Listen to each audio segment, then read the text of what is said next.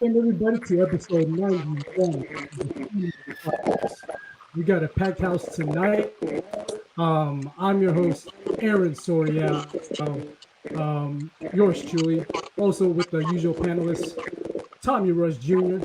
and Courtney Tanner, aka Brown Sugar. This episode also, let me clean the mics here for a moment. Give me a second, guys.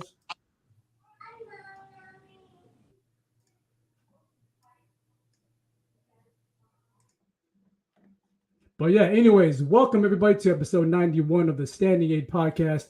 We got a packed house tonight featuring the usual suspects, yours truly, Aaron Sorial, Tommy Rush Jr., and Courtney Tanner, aka the Burt Brown Sugar.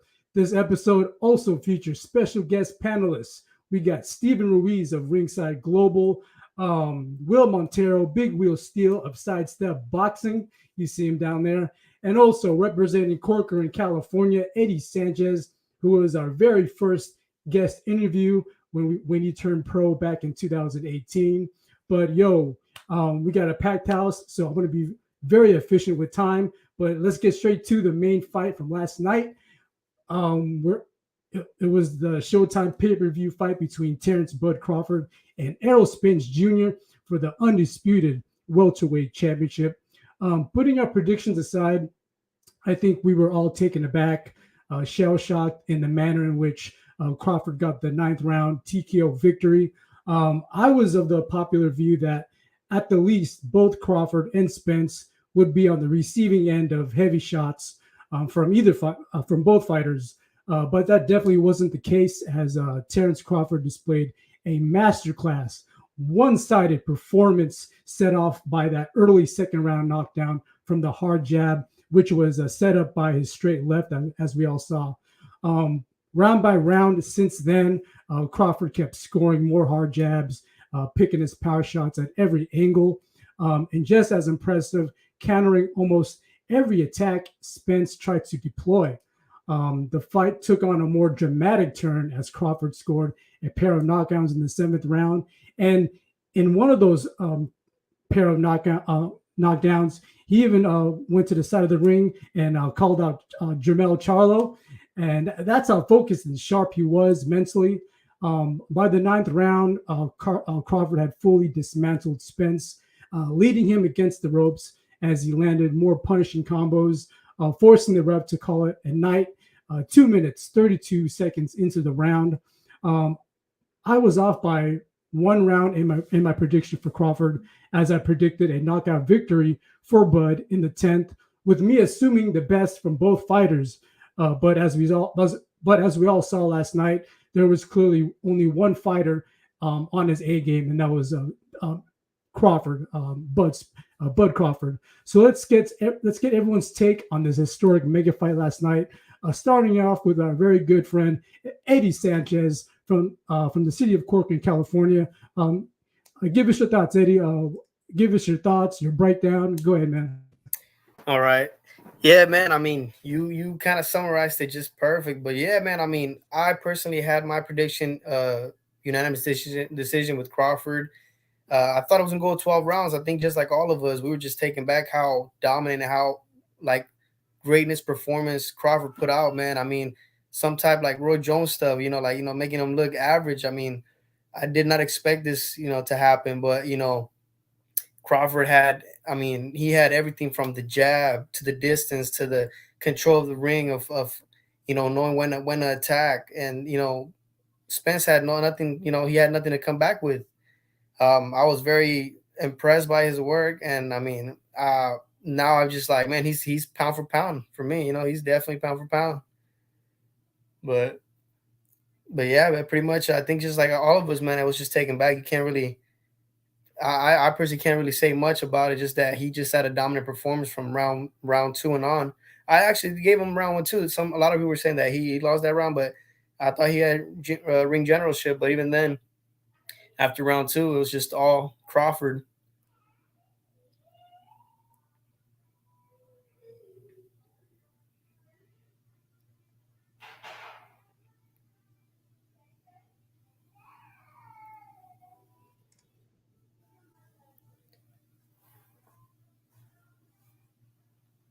Are we good?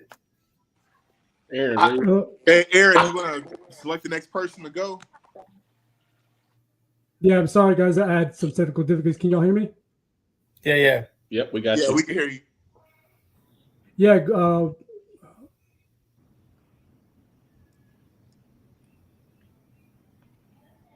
We got you. Hey, Will, do you want to go ahead and jump in now? Sorry about that, guys. I had technical difficulties, but yeah, great take, Eddie. As far as giving rounds to Spence, I think the only round I gave was the first round, which was really like a feel out round. Like both fighters were gauging each other. The only reason I gave it to Spence the first round was that he was just happened to be more active as far as output, and Crawford was just like gaining information up to that point. True. But let's you know what? Let's get to big Will Steele. Sidestep boxing. Give us your breakdown of the fight. So thank you for having me on first and foremost, man. I always like to come on and talk to you guys. But like everyone was saying, it was a total shock, in my opinion, what Bud Crawford did to Errol the True Spence. But everything I'm about to say is more so the big disappointment in Errol Spence. Crawford, masterful performance. He signed the contract.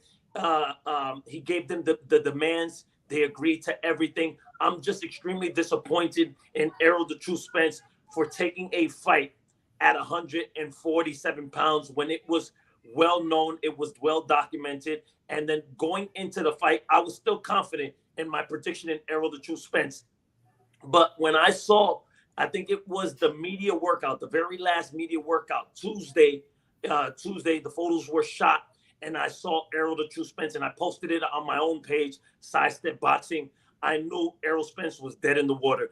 Not once again, I'm going to repeat myself. I'm not taking anything away from Terence Bud Crawford. He was locked in. He looked amazing. It was the Matrix. Everything was coming in slow motion. He saw everything Errol Spence was doing. Everything was coming in slow motion. Now, my thing with Errol Spence, okay, and a lot of you are most likely going to disagree with me. This is no excuses. I just feel like this is just factual statement, what I'm about to say. You don't just puff up like a balloon going in from round 1 to round 2. Round 1, mind you, he won that round. Most of us gave him the first round, okay? Second round, he looked like he was in a 12-round war with Bud Crawford, and he ballooned he just swelled up. I'm like, what the heck is wrong with this guy? He was looking like he just got ran over by a bus. Now, Crawford, I'll say it again, had a masterful performance, but Errol Spence, sluggish, falling in, pulling all the way back. You know, these things were just, it was hard to watch Errol Spence last night. He was a shell of himself. He was just in there fighting on pure guts and tremendous heart, getting dropped, coming back up. So I really don't want to see this at 147 pounds. Definitely don't want to see it at 147 pounds. And sadly, I'll even predict he gets beat again at 154 pounds. I just feel like Errol Spence will will have a better performance in a rematch at 154 pounds. But nonetheless, Crawford looked absolutely amazing. His counter punching, that uppercut, that just out of nowhere, boom, it was on Errol Spence's chin and then hit him on the top of the head, boom, and dropped him. I think that was the second knockdown, if I'm correct. But man, I'm like totally disappointed in Errol the True Spence. He made it all the way to the mountaintop. Was hard-headed. I still want to fight Crawford, which I give him credit. I give him nothing but respect. But you got to know when enough is enough at a weight class. And I'm going to use Ryan Garcia. If Ryan Garcia is okay with bringing up, let's fight at 140 pounds. I can't make it. I'm talking about him and Javante. If I can't make 140 pounds, I can't make 135. Let's move it up a few pounds. It might not be an undisputed matchup. It might take away from the luster of a four belt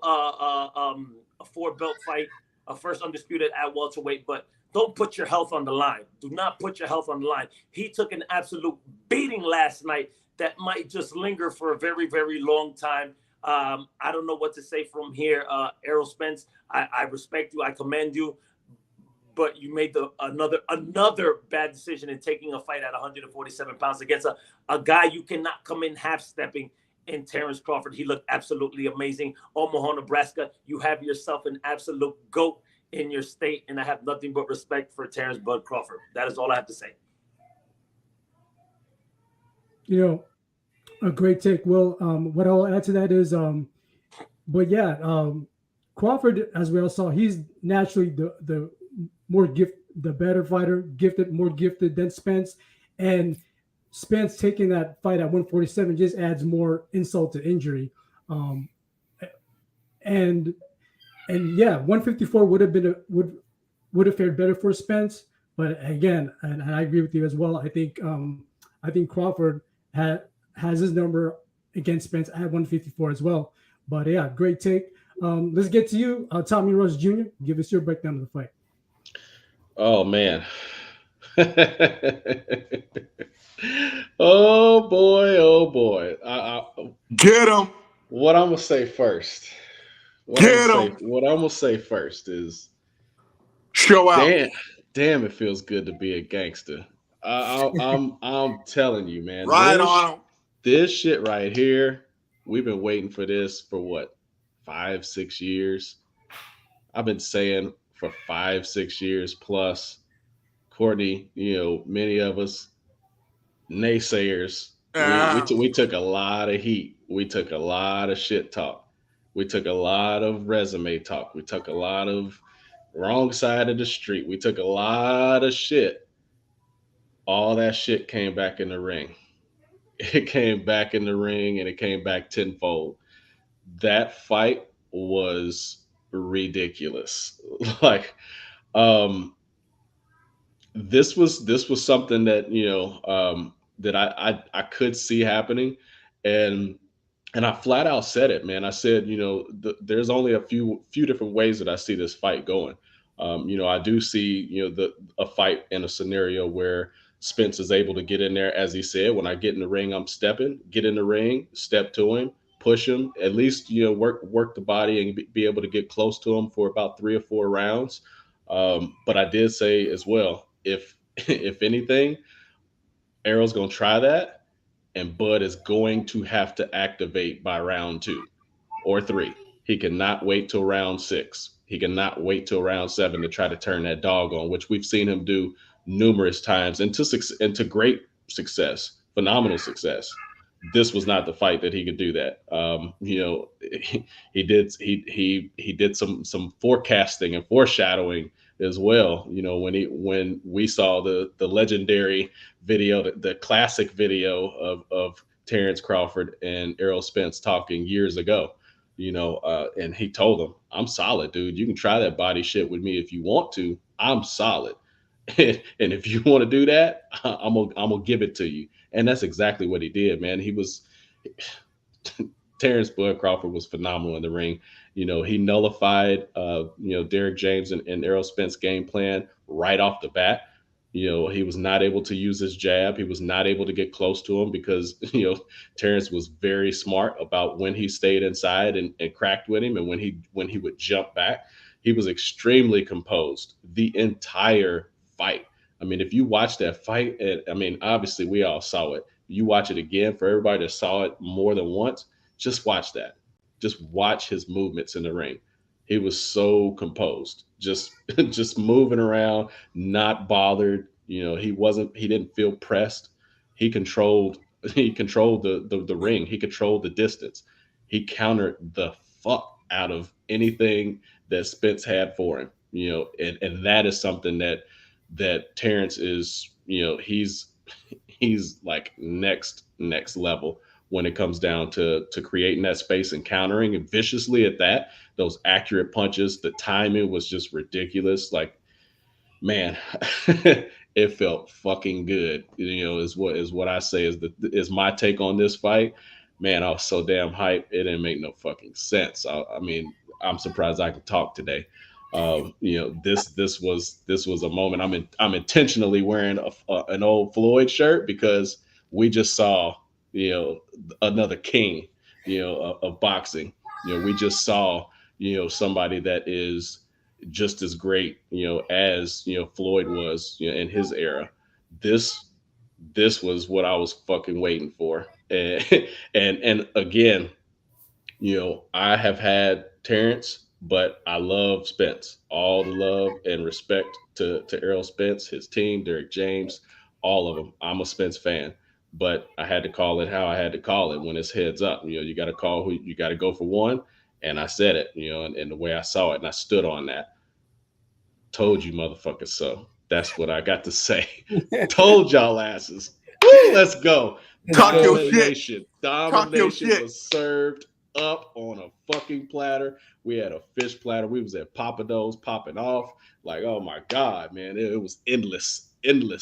And a great stoppage, by Harvey Dock as well. You know, I know that there's been some concerns and talking about Errol being mad that the fight got stopped. I mean, typically that's what happens, in the ring when somebody is still at least somewhat coherent and the ref stops the fight. They argue with them. If they don't, then they're flat out conceding it.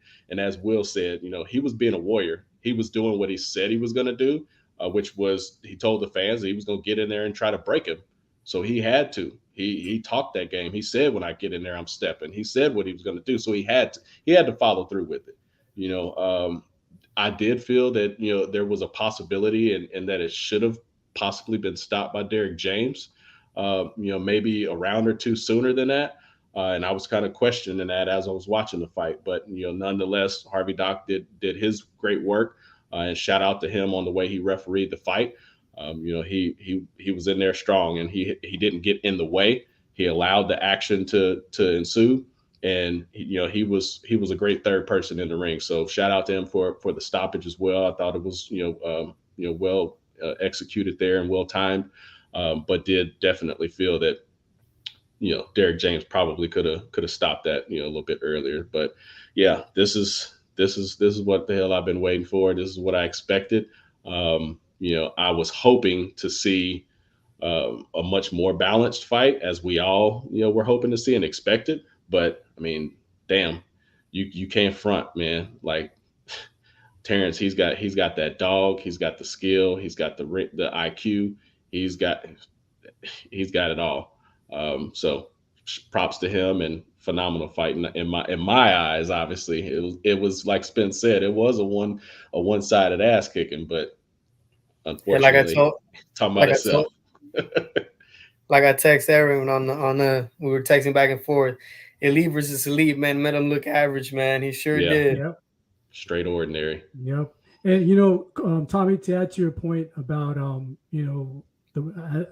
as far as the ref should have stopped it earlier, a good thing to note, and I'm looking at my notes here, between rounds 4 and 5, you had the physician come out. Yep. At the start. Before round 5 to check on him, and that should have been a clue. Like, hey, the ref could have stopped it. I'd say around round 6, because at round 5, I actually gave that round 5 to Spence, because I thought Spence was kind of rebounding in round 5. But right after round 5, started round 6, Crawford resumed his work, piling on his the hard jab, the timing, the counter punching, and everything. The ref could have stopped as early as 6, in my opinion. But yeah, great take, Tommy. Let's go to you, Corny. The Brown Bird Sugar. Grace us with your knowledge, your breakdown of the fight. Go ahead, man. Man, I think what we just saw last night was, you saw generational talent in Spence, and you saw the newest iteration of an all-time great. And that's how it played out. It's one of those fights where Terence Crawford was so dominant, you can't really serve that as an indictment on what kind of career Spence has had or who he is as a fighter. Terence Crawford just was that good on the night. And he was so good. He just made another great fighter look absolutely basura up in there. It was crazy, man. It was crazy, the roller coaster of emotions that sent me on. initially going in, I think y'all have tuned, or the public have tuned into enough episodes of this show to know where I saw it and who I had. My official take on it was I was calling for Crawford in 10, and admittedly, I thought Crawford was gonna have to get off the canvas and finish Spence, and but for the for the fight to be that dominant beyond round 2, like I saw his face at the end of round 2, and my thought immediately went to like, man, I hope Crawford doesn't have any loaded gloves or or any hanky panky going on as far as how he wrapped his hands, because I know he wraps his own hands or whatever. Or I hope this dude is not on roids. That's how bad he he was making Spence's face to like, yo, this isn't natural. This isn't supposed to be happening. This isn't supposed to be going down like that. Where I doubted, the legitimacy of the performance being put in by somebody who I've touted for years. That's how bad things got for Spence in there at that point. But yeah, I think the only reasonable conclusion to come to in that first round was Spence, because he was on that stick. And I think that's about the first round is about how everybody thought that was going to go down and that should have gone down, given the way they both perform and have a history of performing in the past. I think we all knew that Spence was going to be on that jab heavy, making it to be an outside fight and do his work from the outside. But when Crawford makes those adjustments, when he goes in the corner after that first round, and Boatman gets in his ear, he came back locked in, and I think he had seen enough in that first round to know exactly what he needed to do. And that that jab he was able to put him down with, that was just a precursor of some pretty sinister things to come. Listen, history tells us that the dudes Crawford does that to, they don't have much of a career afterwards. Like if you go down the line, I know a lot of was made of the T-shirt that Spence had made up about him going the door to door as a shark and decapitating people or mauling people and stuff like that. But if you look at Crawford's resume, as lightly as people tried to parse that resume, nobody is the same after that. Nobody comes back to form. Nobody comes back to championship level. Spence won't either. And that's because with Spence, even more tellingly than what Crawford was able to do to him. When is the last time we saw somebody take a beating like that in the ring and come back fully to championship form, to come back to the top echelons of the sport? The only person that really comes to mind for me is Miguel Cotto. And he took 2 to Margarito and to Pacquiao and eventually returned. But this is the reason Spence won't have that kind of turnaround, because Cotto willingly dismantled everything in order to build it back up, to come back up there. Cotto got rid of his uncle, who'd been training him since he was like 3 or 5 years old. He got rid of management. He got, he changed promoters a bunch of times. He jumped from 4 or 5 different trainers until he finally got with Freddie. Had some limited success with the Emmanuel Stewart and the Cuban trainer he was with for a little bit, whose name slips me at the moment. But Pedro Diaz. Yeah, Pedro Diaz. But what I'm saying, Cotto had that mind state to where he was willing to blow the whole house up rather than repaint it. I think with the relationship that Spence has with Derek James and Spence's father being so heavily involved in his career, that's not feasible at all. So I think it is extremely unlikely, if not impossible, that we ever see Spence rebound from what we saw on Saturday night. And tellingly, you go on the Twitter sphere. And hey, the Keith Thurmans, the Boots Ennises, or shoot, maybe even Ryan Garcia, they're all coming out like, hey, Spence, what's up? We can do this. The vultures are pretty much circling at an advanced state in Spence's decomposition. And I might be calling it early. And that's one of those things where I hope I am wrong about that, because I don't ever want to speak, apocalypse into somebody's career. But if I'm just being objective, and this is not me gloating, this is not me wanting to see somebody's livelihood destroyed, or see some, being able to feed their family or whatnot, or do what they love. It's just, it's just what is laid out in front of us. Like, I don't see a path back. Some people would contend, well, he came back from the detached retina. Well, he came back from flying through the windshield of his sports car, whatnot.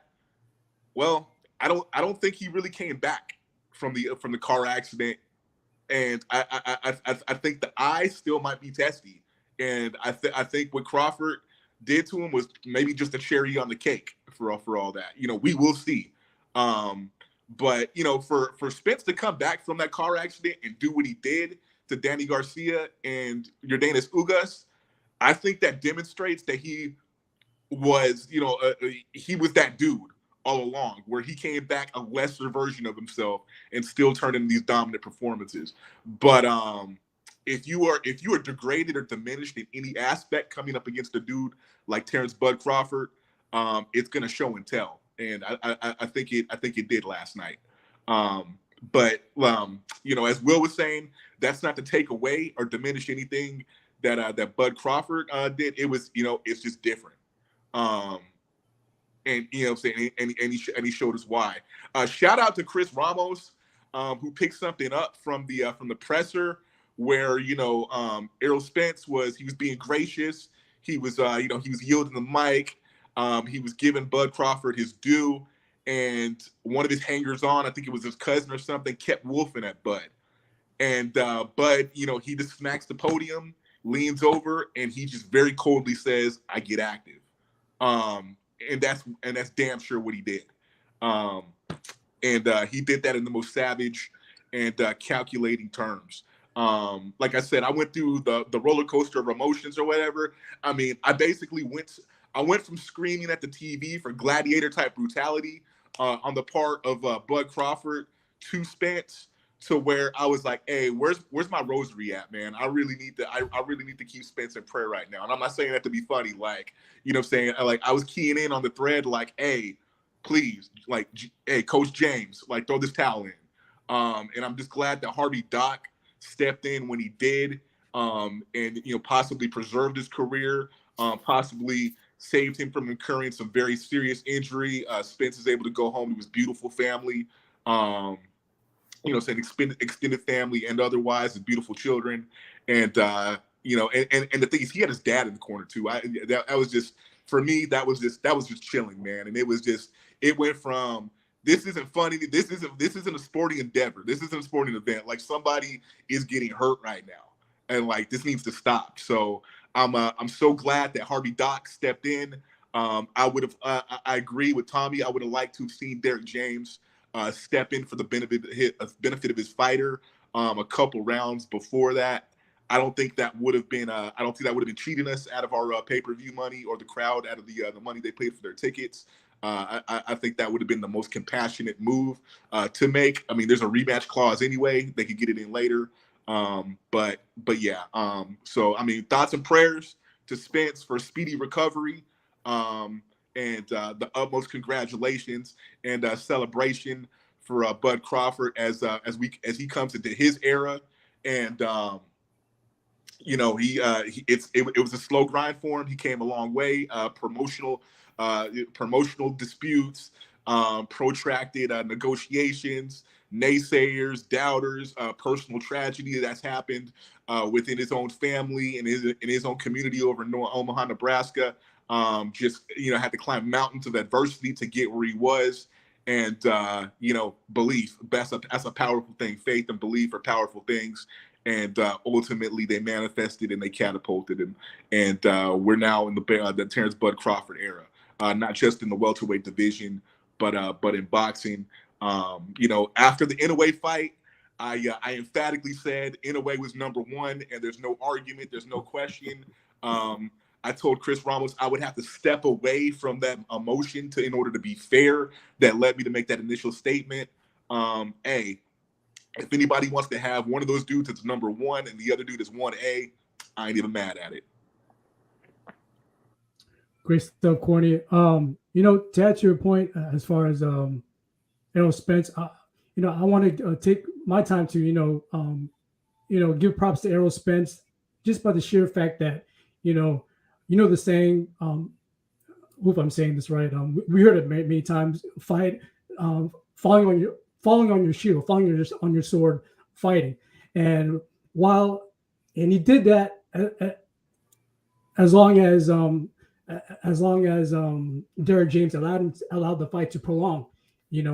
As long as the coach allowed him to, Errol Spence, he gave it his all, despite the juggernaut odds against him imposed by Crawford. So I give much respect to Spence on that angle of it. Hey, it's like Floyd said after the Arturo Gatti fight, and this is a classic quote in my view. He said, "It's good to have heart, but heart can get your ass killed in there." You know what I'm saying? So, you know what I'm saying? So, hey, I do nothing to impugn or say nothing to impugn Errol Spence's heart. I say nothing to impugn him putting it on for his city, in his area, in his region, in his state, and in his demographic. He did everybody proud. It just, what I'm saying? Hey, if anything, he took that ass whipping like a G. But, hey, like I said, I always want to see people come again. And I just think that fight should have been stopped for his benefit so we can see him come again and we can see a better version of him when he does so. Hey, speaking of the props for him, man, just major shout out and props for him. Always keeping it Texas the way he does, man. Like bringing Big X the plug out, and putting him on that worldwide stage. I know that he is known to some, but not to everyone. But man, phenomenal just to keep it that way, to keep it G like that, and always be putting on and repping for his city and for his state. And that was great to have him come out. Obviously, who came out next was different, but props. Great stuff. So let's go to you, Stephen Ruiz of Ringside Global. I know you've been wanting to speak on this for a while, since last night, but go ahead, Stephen. The podium's yours. Oh my God. I was taking notes, but my pen ran out of ink when Courtney was doing his hour-long monologue like he always does. And I will run you off this mic. I will run you off this mic, dog. Hey, you come up here. Hey, stay humble, bro. Stay humble. So I never said anything while Courtney Whoa, was whoa, whoa, talking whoa, for an whoa, hour. whoa, whoa, whoa. Like that dog next door that doesn't start barking when you're trying to get stuff done. I'll keep talking though. I will keep talking. We could do this all episode. Hey, be humble, bro. Be humble. Hey, I didn't say shit to come at you or impugn you. Hey, I felt I was more than gracious toward you, Steven. So hey, chill. So I've gone on 5 seconds and Courtney's already taken 3 more minutes. And I'll take 15 more. All right. Anyways, shout out to that Green Bay hat. It looks like an ode to Bud Crawford's NFL team. So I caught that. I don't know if anybody else did, but Bud Crawford's a big Green Bay Packer fan. Repping that Green Bay hat. Man, taking nothing away from Crawford, you can't. Because I knew going in there was going to be a lot of, he's weight drained at 147. A couple of y'all already touched on that. But he's got to defend that. He's got 3 out of the 4 belts. So people can't say, well, he was out weight drained at 147. He's holding those belts. And if you're going to hold them, you got to defend them. So I don't want to hear, even though I'm a Spence fan and I rooted for Spence, I picked him on the panel before the fight started. I stand by that. Not anybody here is 100% on life, on their predictions, on everything. That's an L. Shout out to Crawford. He just showed he was a class above. And it shows hindsight's 2020 as to why Al Heyman kept Bud Crawford on the so-called other side of the street, because he's a businessman. He's got Thurman, Danny Garcia, all these guys, Spence, all these guys that he can't let Bud Crawford come to PBC and pick off one at a time. That's why that fight took that long to make, I believe, because they knew. Apparently, Al Heyman's a smart guy. He knew if he let Bud Crawford in the hen house he was gonna wreck shop. So man, I felt like it was a problem when I heard Eminem's theme music come on, and from there I was like, oh shit. You know, like Tommy said, we had Big X the Plug come out. He rep for Texas. He had his, you know, the belly out. He was real big Texas. The Dior shirt, it looked nice. And then immediately everyone forgot that man. When you had Emmett fucking M, I can say it like that, come out with Bud Crawford. Bud Crawford's wearing a fucking fish net. Like everything, they went into the devil's in the details, and the devil was in every one of Bud Crawford's details. It's crazy. From his shorts to the ring entrance to the back of his team jacket. Shout out Will Montero with his team jacket and sidestepper tracksuits. But Bud Crawford had his, and on the back of his it said, "Even big fish get caught." So they just had a mindset. That mindset was eat or be ate. So again, I'll get it real quick. Number one was a feel-out round. That's probably the only round as a Spence fan I can give him, and that's just because he was more active as Bud Crawford and other top elite fighters do. They download the data from round one. Let me see what you got. Let me see what you got. I only faulted Spence because I felt like he showed his cards coming forward a little bit too much. And as a trainer, you could say, this is our game plan. Our game plan was to back him up. Fine. But maybe ease into that. Maybe make Bud Crawford do some calculations and some thinking as opposed to poker. Instead of slow playing it, you just showed him your cards right off the rip. And that was a little bit to the detriment of Spence, because then Bud Crawford knew exactly what he was dealing with and has the IQ to make those adjustments. And even if Spence was off like he's been before, Spence was good enough to outclass lesser opponents. However, on a guy where you needed to be on your A game against Crawford, and he's off, he looked like his legs were not under him. Like at 147, he outgrew it. It was like Will Montero said, your health was on the line. His face was getting beat up from round two from a jab. It was bright red. He owned the loss. It is what it is. They said it in the pre-fight meeting. The better man's gonna win, and the better man won, and you just gotta take your cap off that. I will say, looking back, like I said, hindsight's 2020. You almost can appreciate Gamboa when he rocked Bud Crawford. You can almost appreciate Aegis Velasquez on the performances they turned in to challenge Bud Crawford, because this was a fight of the decade, 5 years in the making, and it ended up being just a one-sided affair. Unfortunately, as a Spence fan, I wanted it to be almost like a split decision. 12 rounds is a tough, gritty war, and it was very hard to watch if that's your guy, just out there, just outmatched, outgunned, outclassed. You tip your cap off to Crawford, and I don't make any excuses. He went out there and did his thing, so that's all I got for that. Oh, Harvey Doc, Will Montero's friend, I also watch on, I follow Sidestep. I give credit to the third man in the ring, because as the third man in the ring, you didn't notice him. He didn't go all Kenny Bayless with it and grab every time those guys grabbed. Man, he let him work. And this is, again, for undisputed. You cannot be the main storyline in an undisputed 5-year in the making fight. So shout out to Harvey Doc. Shout out to Derek James, because yes, his fighter is out there, but he's letting him work. These are boxers. That's what they signed up to do. You're not going to win every single round. You're not going to win every exchange, but he was giving him enough leeway to try and let him turn it around. So, once the doctor came in, like they said, that kind of needs to let Spence know you gotta do something, because now we got the doctor in there, and on a fight of the decade for 5 years in the making, you can't have anything ticky-tack. But I'm glad it ended the way it did, because if he gets knocked out, if he goes out face forward, we're not talking about any rematch. Just like Ryan Garcia Tank, like nobody needs to see that. That was done, and that would have been the same result of Bud and Spence if Bud puts Errol in the dirt like they were talking about. Like Spence said he was going to do to Crawford, and it ended up being the other way. But I'm glad it didn't happen. Like Courtney said, he was able to be healthy, go back to his family, and you go back to the drawing board. That's what boxers do. You get down, you got to get knocked. You get knocked down, you got to get up, and that's the heart of a champion. I know that's what Spence has got. So shout out to everyone. Everybody kept it classy. Great stuff, Stephen. I want to highlight this comment, and I want everyone's quick take on it. Starting with you, Eddie Sanchez. I was thinking about this too.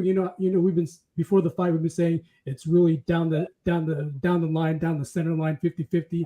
But after reading this comment in regards to Spence's past fight with Mikey Garcia, who he didn't finish off, it gives a good argument to, is this really was it really 50-50 for Crawford Spence, knowing that Spence didn't stop the smaller fighter than Mikey? So let's get your quick take on that, Eddie Sanchez. Your thoughts on that angle? You talking about when Spence fought Mikey, and the fact that Spence didn't finish him off, being that Mikey was a smaller fighter, shouldn't that give an indication that Spence, because of that, Spence, it shouldn't be out the. It shouldn't be crazy to think that. That Spence couldn't beat Crawford, given the fact that he didn't finish off Mikey. Your thoughts on that? Yeah, no, I mean, I just, again, I'm gonna stick with the whole thing. It shows greatness in Crawford, man. He just was able to outclass this guy regardless of who his previous opponents were. I think he's the best right now. Great stuff, Eddie. Big Will, your take on that comment?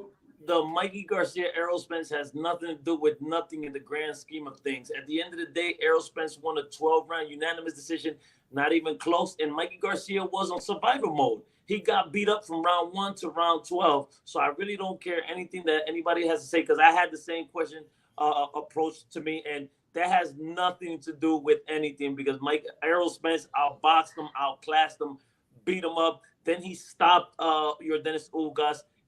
He beat up Danny Garcia. It was just, Crawford is everything bad, like Bivol is everything bad for Canelo, like Ryan Garcia, like Tank is everything bad for Ryan Garcia.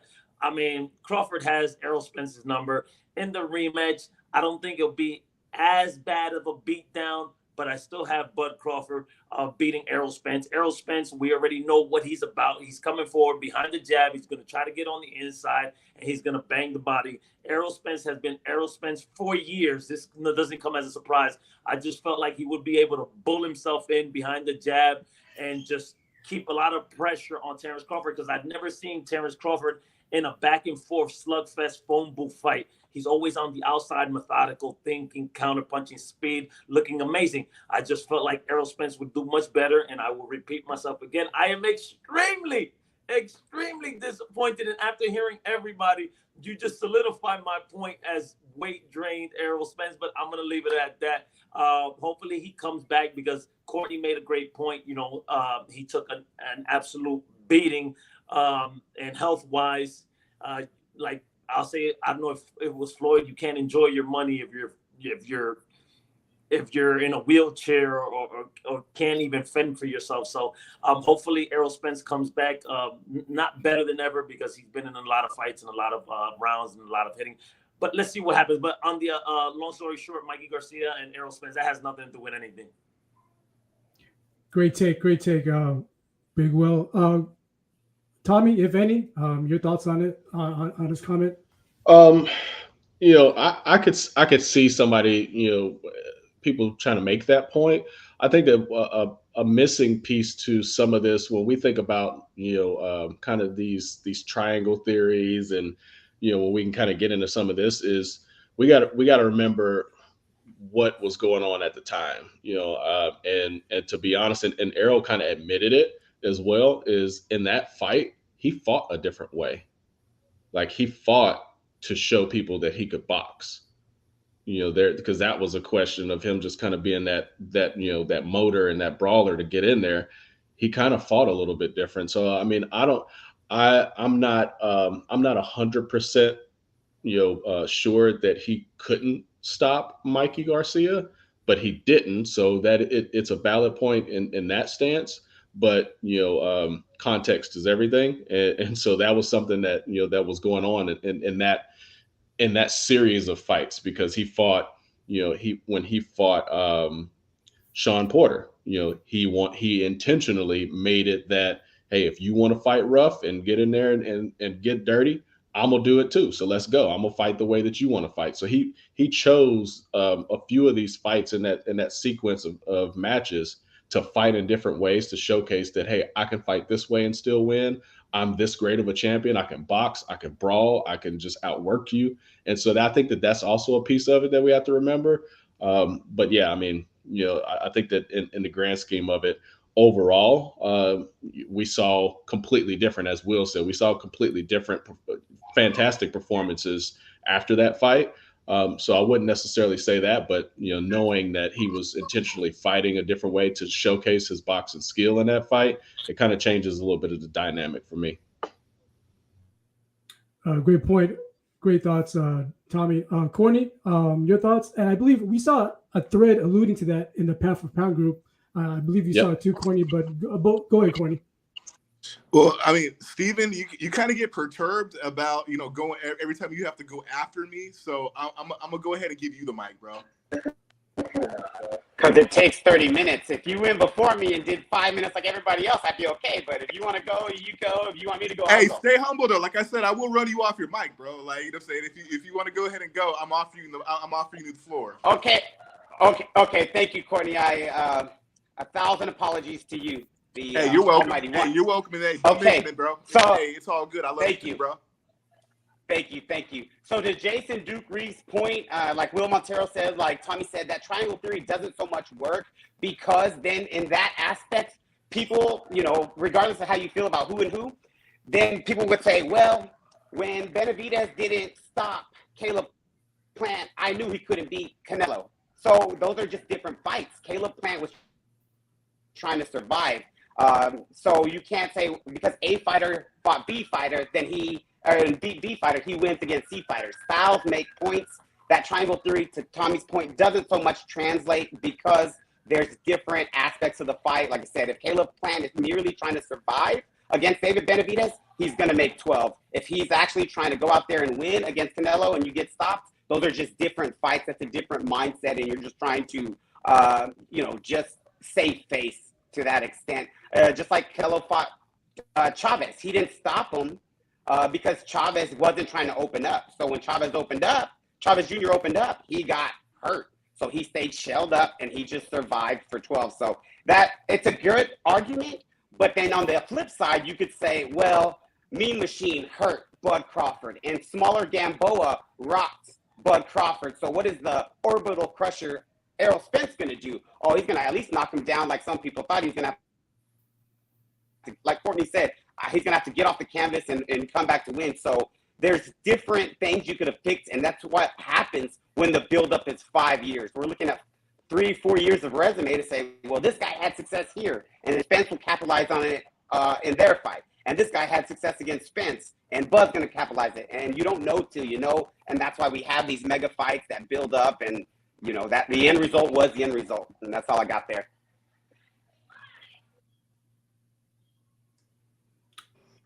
Great stuff, Steven. And last but not least, Courtney, your thoughts on that angle of Jaron Duke Reeves? As I reclaim the balance of my time. No. So, no, as far as the whole Mikey Garcia factoring into it being a 50-50 fight, I think, well, for me, I was just saying, as far as the predictions, and they were overwhelming predictions from people, or overwhelming number of predictions from people who saw Spence winning the fight or calling for him to win the fight, they were saying it was going to be a knockout. And that for me, that didn't par with me, because I was like, well, if he didn't knock little Mikey Garcia out, I really don't see him knocking out, Terence Crawford. But the thing is, I did say I thought Terence Crawford was going to hit the canvas simply for the fact that I know how aggressive Bud Crawford is, and I know the amount of emotion that was going in the matchup. And Bud Crawford he's quoted as saying on more than one occasion of, when I get hit, I got to get my lick back. You know what I'm saying? I need aggression with aggression. So I thought that type of mind state would play into him putting himself in a position to catch something. from Spence and, ended up on the canvas. But as far as the fight being 50-50, I don't think Mikey Garcia had anything to do with that or factor into that. I think the fight, or the reason I saw the fight as being 50-50, even though I had it for Crawford, I was calling my prediction was for Crawford, was that there was little room or margin for error in that fight, seeing how both of these two men matched up against each other. It was one of those things, any mistake either one of them made, I just felt like they would have had to pay for it and pay dearly. Crawford did get hit clean. You know what I'm saying? He did, and Spence did. He sold out to the body to his body on more than one occasion. I think Crawford's conditioning just held up, and I think the mistake that Errol Spence ultimately made wasn't necessarily one in the ring. It was one of mentality. And I mean, I think one of the reasons Spence took that ass whooping as bad as he did is because there was a part of him that swore that couldn't happen to him. And Terence Bud Crawford was very keen to show him otherwise. But no, stylistically, as far as how these two matched up, I think it was more than fair for anybody who had a 50-50 or who had trouble predicting a winner. And as far as the theory of or Mikey Garcia factoring in to the odds or who was likelier to win the fight or whatnot, I think that's a stretch. Hey, I'm here smiling because Terence Crawford's future is absolutely bright. Double undisputed. He can pretty much write his own checks. I don't think he's going to be a bigger name than Canelo or make Canelo's money. But, man, Terence Crawford is in line to make a boatload of money. I'm happy for him. I'm actually happy for him. Like, I don't know who said it. He worked his way up to the top, and now everything he's about to get is all well-deserved. Will, could be triple undisputed. Yes. Watch out. He can easily move up to 54 and clean house at 54. Jamel made the best decision to go cash out against Canelo because Terence Bud Crawford is moving up to 54, and whoever has a title at 54, it's a wrap. Now, on the other side, man, I feel bad for Jerron Boots Ennis because he's going to have to make a decision. He can also possibly become undisputed at 47 when all the belts are vacated by Terence Crawford, but he is definitely not going to get an opportunity at either one unless he moves up to 54. So he ain't ready for that test. He ain't ready for that test anyways, I would say. Ruiz, I want to agree with you to an extent. We won't know because, yes, we always base our opinions and even our predictions on prior fights. And when I say that, meaning what did they do to other opponents? I think Jerron Boots Ennis knows himself, and I believe he will be on his A game because Jerron Boots Ennis, we can't take anything away from him. That boy is the truth.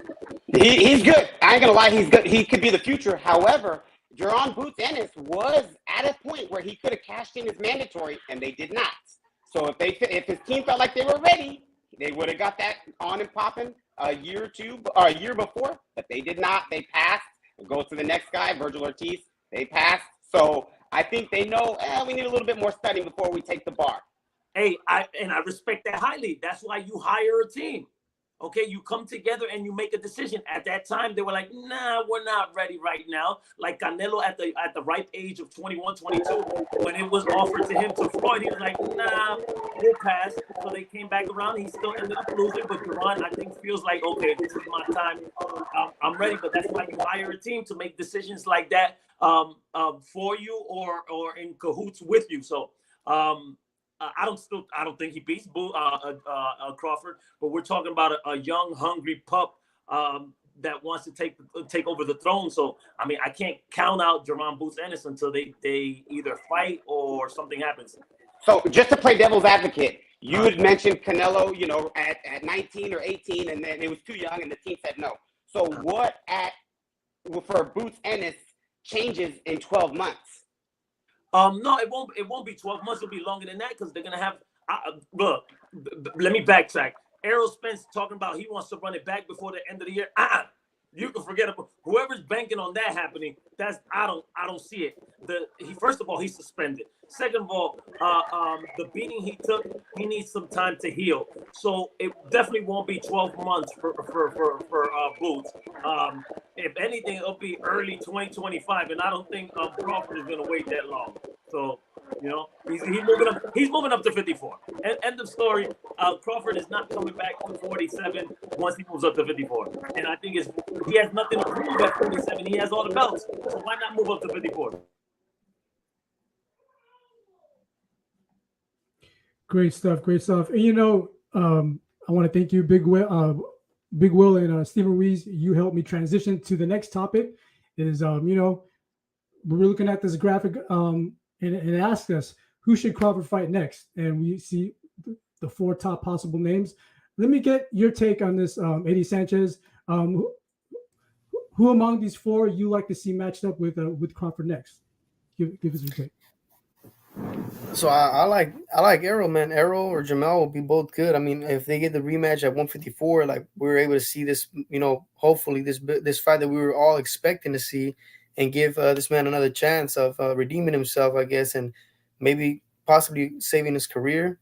But in my opinion, I would say Errol Spence. Let's do a rematch at 54. And a little follow-up question for you, Eddie.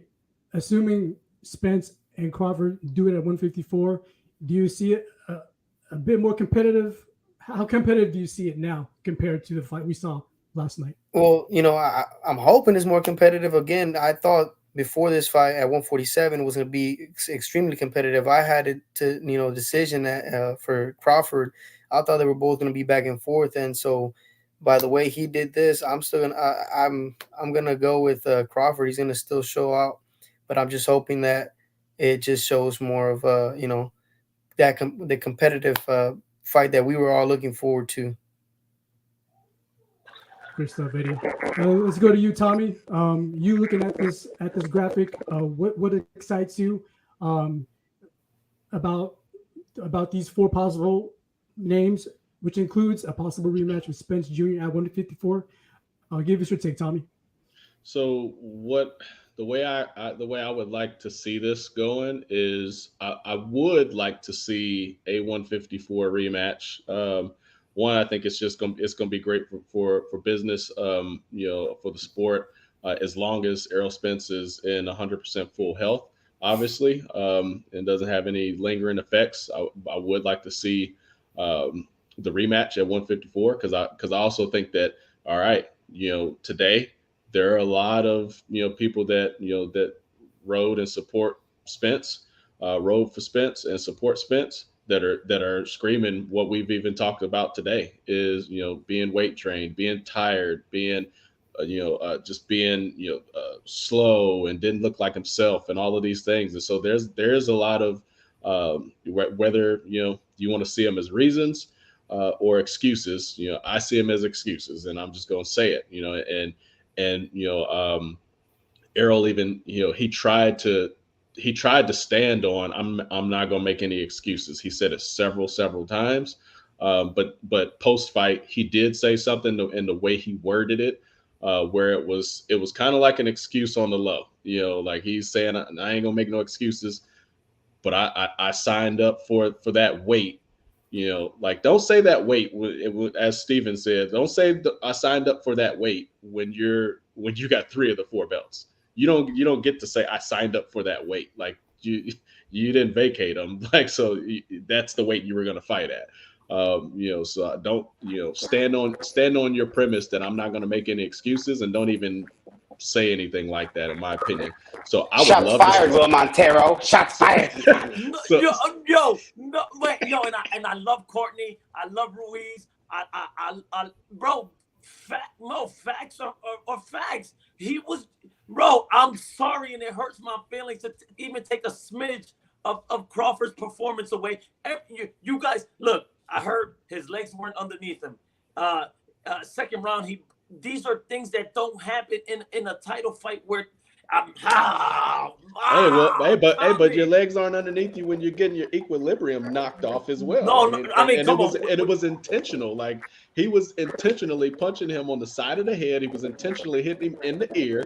He knew where he was landing the blows. Like, I mean, he was counter punching him at his finest, and that's why I say, Will. That's why I say I want to see a 154. I don't want to. Oh well, let's not see it, because then we leave in a built-in excuse as well forever. Like, let's go ahead and solve it then. If that's going to be the excuse for this one, run that shit back at 154, and then if he gets the brakes beaten off of him, then there's nothing else to say. Nobody can say anything, because now we've got Crawford, which is naturally the smaller guy, moving up another division to go fight him, where we all know that Spence is, he was a big welterweight, and he typically would walk around 175 or so when he's not fighting, and sometimes maybe even more. But so, yeah, run it back at 154. That's what I would want to see first. We know we got Charlo that's set to go and dare to be great, and go fight Canelo 2 classes up, and then talking about coming back down. So he's going to need some time. So I would say Spence, and then you go and fight Sue. And then after that, after the schedules and everything have kind of lined up, go ahead and let him get Charlo and go for that 3-time undisputed. That's what I say. And I mean, Ennis, he's out in the cold, man. I mean, he's out in the cold right now. And as Will said, his hopes are, hey, y'all drop these belts, and as soon as y'all drop these belts, I'm gonna try to jump on them at 147, and then we'll see what happens a couple years down the line when I maybe decide to move up, and join you guys. Great stuff, Tommy. Courtney, let's go to you. You seeing this graphic? What's your how do you see this playing out as far as Crawford's next opponents? Errol Spence included. I mean, personally, from a fan standpoint, I have zero interest in seeing him run it back with Errol Spence at 154. I just don't think what we saw on Saturday justifies a rematch. But legally, they have a rematch clause, and Spence has already said he wants the rematch. Terence Crawford takes the weight. I think Terence Crawford's kind of like in that position where if he says, okay, but I want to do this at 147 again, that's going to mean Spence isn't going to take the rematch. And that means he's not going to make the money. He's not going to make the money or have the earnings potential that he's going to happily have. So I think it inevitably, we see the rematch and we see it at 154 because that's the biggest payday out there for both of them, seeing as that Jermell is tied up in preparations to fight Canelo. I just really hope that if that rematch takes place at 154, Errol Spence, but Terence Crawford will be a proper champion and a proper ambassador of the sport and go ahead and relinquish the belts because I feel like Ennis Boots is next.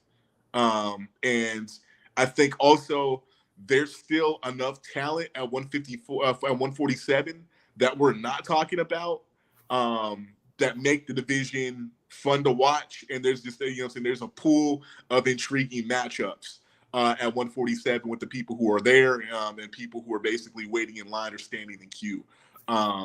So, if we got a scenario where Bud Crawford and Spence went up to 154 and just did it for the culture, Crawford leaves the belts behind. We see Boots against one-time Thurman. We see Virgil Ortiz enter the chat. Enter the mix and stuff like that. Fight for a vacant belt and stuff like that. We get to see that young talent at 147 rise to the top.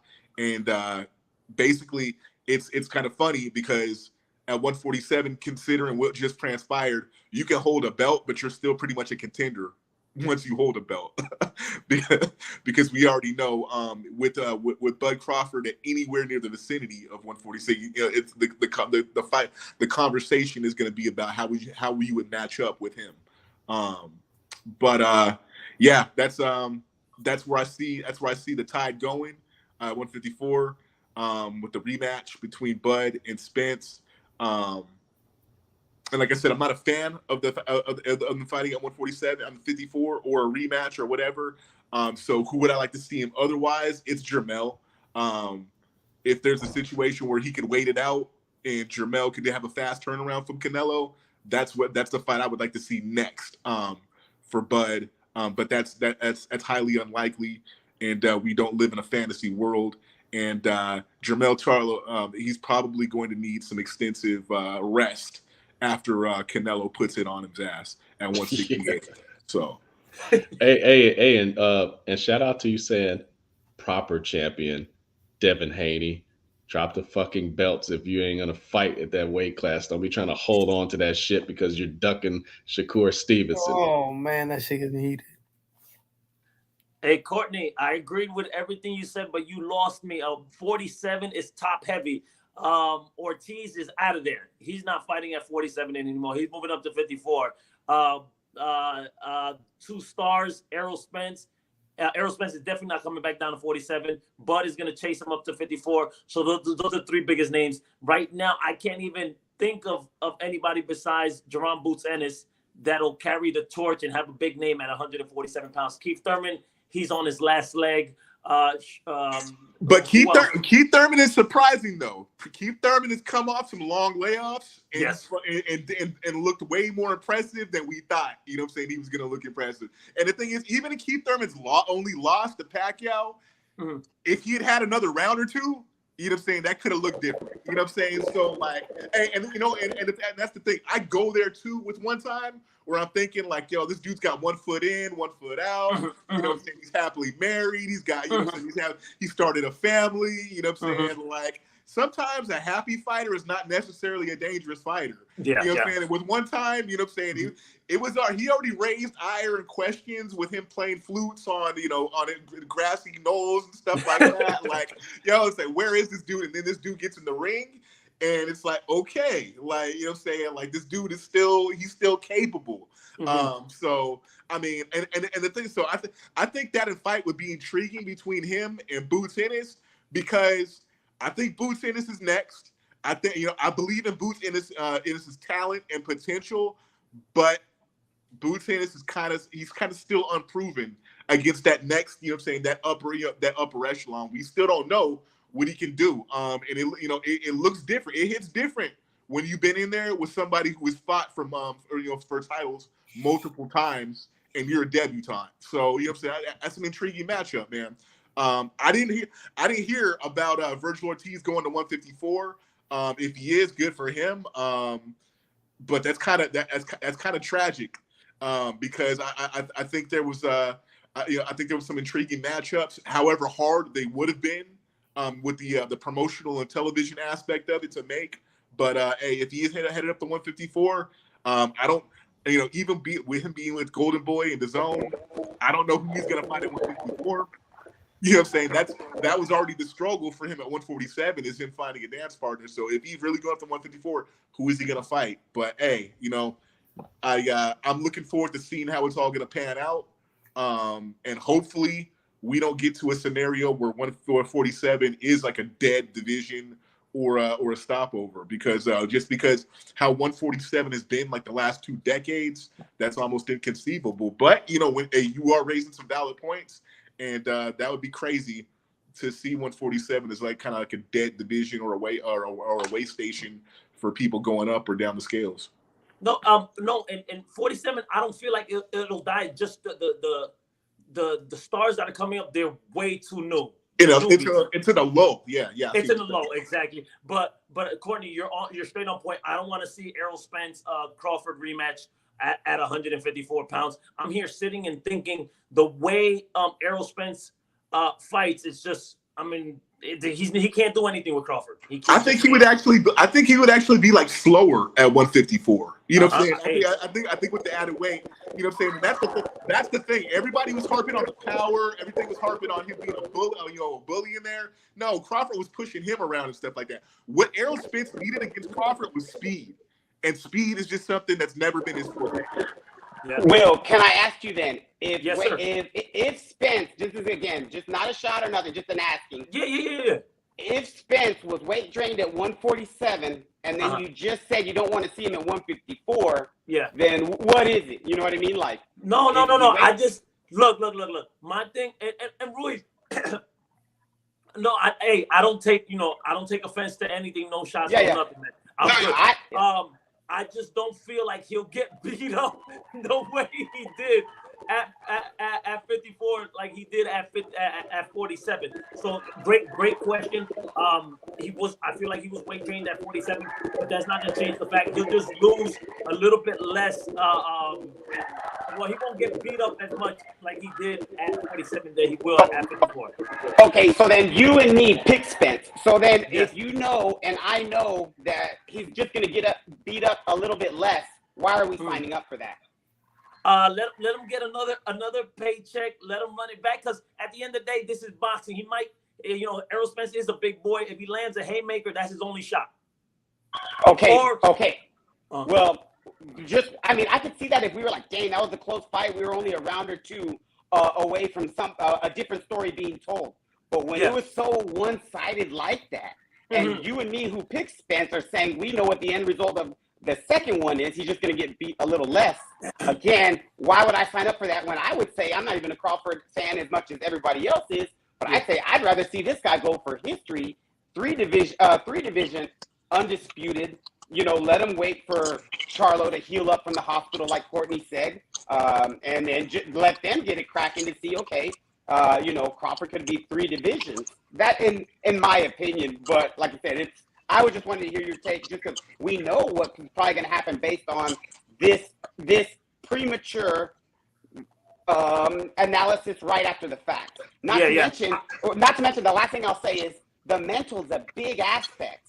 We don't know what these fighters do after a devastating loss like that, to be like, I was off, but I know that guy's got my number. You could ask Mr. Sanchez. He's probably been in some fights there. He's like, I don't want to see that guy again. I won, but I'm not trying to see that dude again. He is all trouble. Even like the Apollo's trainer said, he's all wrong for us, baby. You hit that man and he kept coming. You know what I mean? Like, and that's what Spence did. He hit that man and it didn't matter. It was like a 22 shooting a U.S. tank where this stuff was just pinging off, and it really didn't matter because Spence never sat on his punches.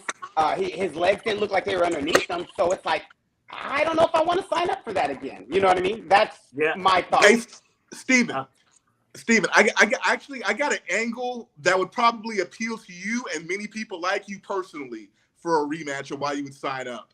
Do the rematch in Texas. Hey, take it to the Cowboy Stadium. Take it to the AT&T. You know, the Cowboys already take enough of my money. Saying, not winning that's a Vegas fight or whatever, but I they just don't want to maximize the potential. I don't want to waste money at AT&T Stadium just to see my guy not win there either. Like my Cowboys don't win there either. So that angle, unfortunately, is not for me. Tommy, Courtney, and Ruiz. I apologize. What's your boy's name at 47? Thank you. Alexis Rocha. You didn't say it, and all you guys were sleeping on my man, and I didn't say nothing. I wear his shirt. I wear his cap. And y'all all said just Boots is the only guy in the whole bar, and Alexis was there. And let's not forget, I talked to this point big time. Boots did not confirm his mandatory status against Bud, so they get to hold the belt, Spence and Bud. Virgil did not confirm his mandatory against Bud, so again, those belts are staying stagnant. Alexis Rocha is the only one at the deli when they called his number and said, win, lose, or draw, I won't know till I get in there and fight. And what happened was, since now they have a mandatory challenger, the only thing that beats a mandatory challenger is an undisputed fight. So we can thank Alexis Rocha for pushing those guys a little bit to the table to make that happen. Because if not, they just keep going down the list. No, everybody's okay with not taking the test, and those guys still log jam 147 like it's been for a long time. So my thing is, now where does Alexis where does he stand? Does he get a shot if they vacate? Something we didn't. Yes, sir. So 100%. Just like you said, when these guys go up to 154, whether they rematch in December or whether they rematch next year, all these sanctioning bodies are going to be looking for the next champion because they know eventually all fighters move on, whether they retire or whether they go up to another weight class. These belts, these sanctioning bodies need a champion. So what's going to happen is different promotional companies, like we all know there's the boxing side, are going to have the inside track for one of these belts, the WBC, #1 contender, the WBO, #1 contender, IBF, WBA. They all have their rankings, and those guys are going to fight. So Boots isn't #1 ranked in every single one of those, so he'll get one belt, I'm sure. Alexis versus somebody will go, you know what I mean, and so on and so forth. Keith Thurman, like you said, if he's still there. So what's going to happen is you're going to end up getting a new cream of the crop, and then we'll fight for another maybe undisputed or unified, and then maybe undisputed. So that's just kind of the business aspect that we know also goes along with the boxing side, which sometimes can be good, and then sometimes it's unfortunate. Shout outs to Alexis Rocha. I'm happy for him. The gates have opened. I can see him winning a WBO belt. I can definitely see him winning a WBO. Shout outs to Alexis Rocha and his trainer. Great people. Hector Lopez. Save that clip, Aaron. Send that to me. I need to post it. Hey, real quick, man. I just want to go ahead, Eddie. Go ahead. Stephen Wright. Respect. Whatever you like. Yeah, no. You earlier mentioned about how fighters after they get beaten the way Spence did. I've had fights myself too where I'm like, man, like that was a tough fight. Where like my last fight, I would say, even though I had to take a different route for me to just retire and hang up my gloves, I always think about, man, like I would have fought this thing different. I want to go. I would have loved to rematch the guy, just fight him the way I was. I think for that fight, like for me personally, I wasn't aggressive enough, and I would have been on his ass. Maybe it would have been a little bit different. Respectfully, I think I disagree with that. I think Spence would want to have that rematch just because he got so brutally beaten that he's like, I got to redeem myself from that. I got to take that boogeyman on my closet. I got to come back and redeem myself. So I think he would want that rematch for sure. And I would love to see that because of that, No. Hey, Spence definitely wants a rematch. If he can have it tomorrow, he would take it. It's just Crawford is everything wrong to Spence. The way Spence approaches the fight and the way he fights is just everything. Crawford is everything bad for him, stylistically wise. I agree with Mr. Sanchez. Again, if it was a little bit closer, I'd say, yeah, run that back. But the way it was just one-sided, I've taken many L's in my life where I'm like, you know what, I'm going to go back. But then at the same point, it's like, how much do I keep on costing myself double, triple? It's like the guy at the casino that says, you know what, yeah, I lost 100, but I'm going to go back with 200 this time, and I'm going to get in the MGM. And then you're like, damn, I just lost 300 now.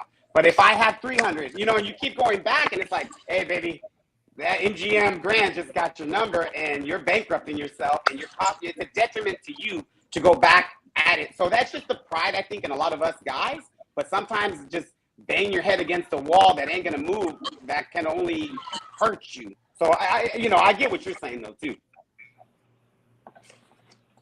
Great stuff, guys. On the mega fight between Errol Spence Jr. and Terence the Bug Crawford. Congratulations to Terence the Bug Crawford again, doing what he did last night to become again undisputed in the second weight class at 147. So it's going to be exciting what we see from Terence Bud Crawford, as well as Errol Spence also going forward. But to cap off this episode, let's speak briefly. Let's touch upon the other major fight that happened the weekend prior to last night, which was the super bantamweight unification fight between Stephen Fulton and Naoya Inoue. Stephen Fulton, he was the unified champion, holding the WBC and WBO belts at bantamweight, at super bantamweight. He traveled, he traveled to Japan, foreign territory, defending his titles at that. So, and as we all know, Naoya Inoue handled business with the 8th round technical TKO. So let's get everyone's reaction on it. Let's start with you, Tommy. Let's give us your reaction to that fight. It was brutal. I mean, damn. I mean, if this fight if this Spence Crawford fight wasn't in the same week, this would be the highlight of this podcast today. Like, man, like it was brutal. Inoue moving up, taking it right to him. I mean, hey, Scooter, he got in there and he really went at a legendary opponent. He went to go see him. He kept it, he kept the G as well. He knew he was gonna have to fight, and he gave it his best. Inoue is just I mean, damn, he's got a perfect nickname. He's just a fucking monster, man. Like he's a certified beast, dude. Like the angles, just everything. Like, I mean, the knockout blow, which some people are calling like a Superman punch, man. Like, come on, like this dude, he's got crazy power in both hands. And I know that we had the quote unquote scandal, of Rapgate, going on with his hand wraps and all of this stuff, and the rules and all of the different places. But the dude just fucking hits hard, man. Like he's solid. Like he's got excellent, ring generalship and IQ, and just he just outclassed him, man. He outclassed him 100%. I respect to Fulton for doing what he did, but I don't think that there was any way that his style was same thing like what we're talking about with Spencer Crawford. Styles make fights, man, and his style, his knockout ratio, the fact that he just doesn't really possess that much power. He's more of a skill fighter. It wasn't it wasn't anywhere near enough for Inoue, and he just went in there and did exactly what he planned on doing, getting there and freaking demolishing him. So I mean, I was glad to. It was wonderful to see, not because we had an American champion lose his belts, because that always sucks. But man, I mean, Inoue moving up, and now they're already pushing him on talks of Tank Davis and all of this stuff. Like, come on, man! Like you're talking like 2 more classes up. Like you're about to try to overly max him out. Just stretch goals with that, and I think it's pretty ridiculous. But I'm going to enjoy seeing him, go for undisputed in this division as well. But great fight, and Inoue was he was the hands down number 1 pound for pound for like 4 days. So because this was the only scenario that we could have seen that was going to make that debatable or even possible to switch. If had Spence won the fight, that wouldn't have changed it. Inoue would still be hands down number 1. If it was a close fight, Inoue would probably still be hands down number 1. Crawford demolishes Spence. It's a different story. So, I love that these were both in the same week and hate it at the same time just because of the dynamic and the impact. But damn, I mean, it was an absolutely phenomenal performance by the monster. Great take, Tommy. Let's go to you, Eddie.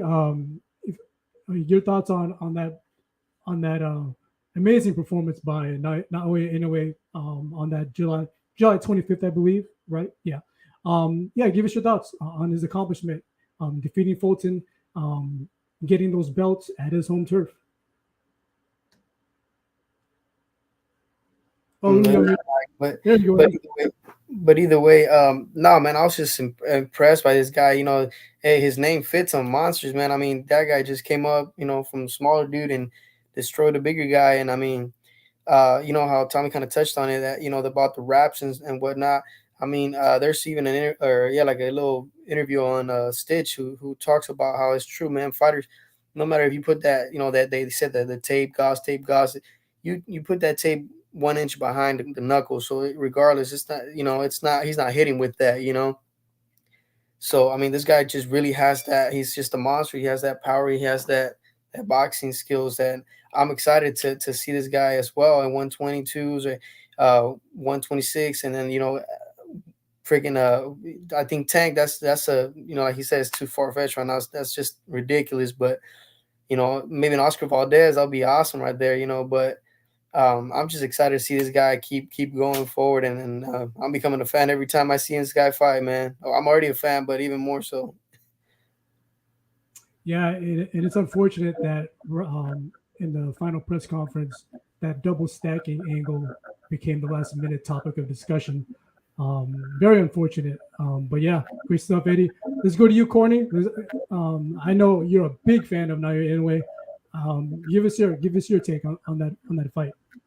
I mean, as big a fan as I am, I ended up having to put my foot in my mouth over this one because I did predict that Fulton would go over there and shock the world. I saw the way it matched up. I saw Fulton as just being too tall, too rangy, too young and strapping, too much of a skilled fighter, combined with the size.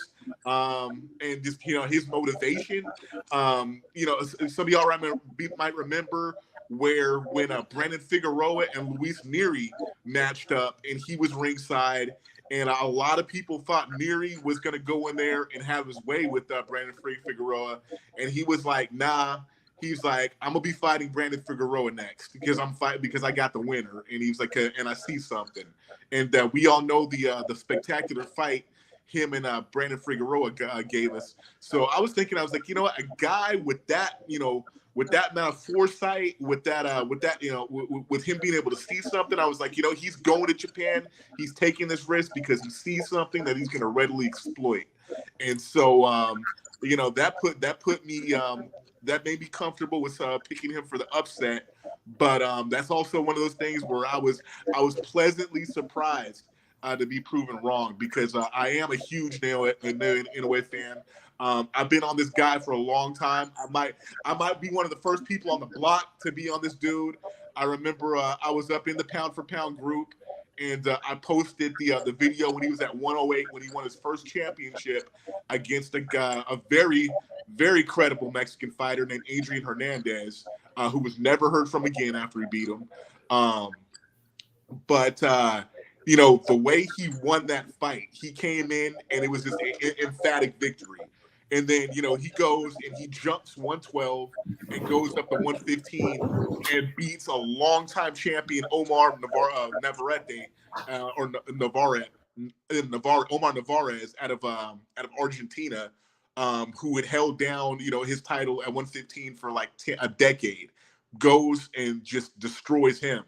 When he jumps to 118, I think it was Gavin McDonald, who was basically one of those dudes who was fighting at 118, but usually coming in at 135, close to 140 when he was fighting.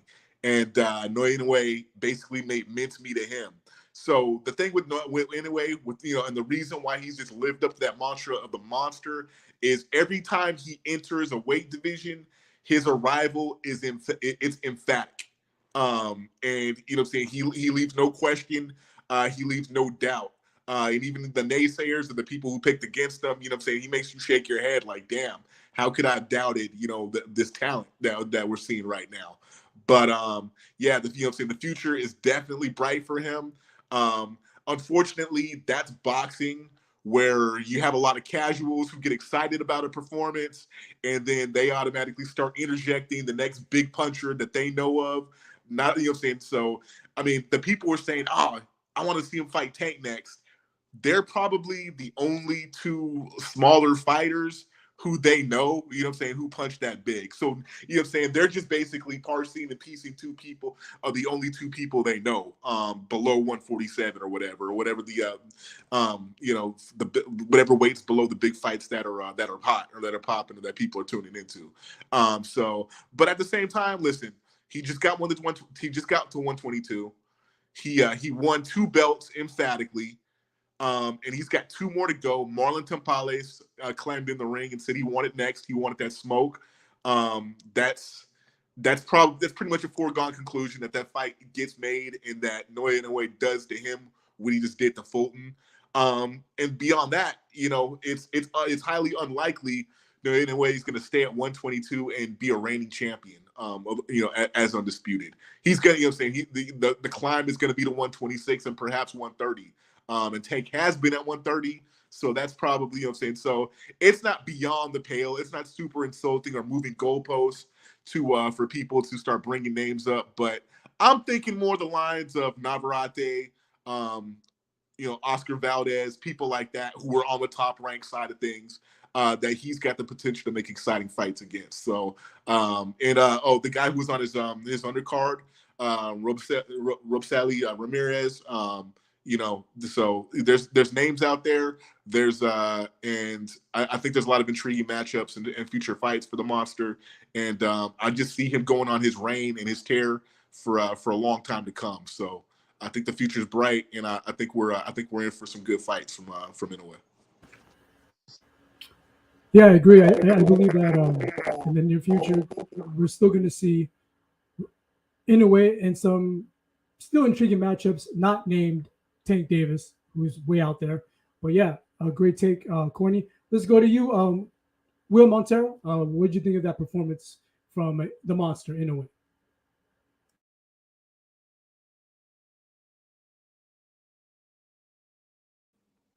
Hey, Courtney, I don't know if reports, I don't know if you read it. He said he's gonna remain, even if he becomes undisputed at 122. He's gonna defend the titles with John Real, Casemiro, and he gave up another name. So I'm just throwing that out there.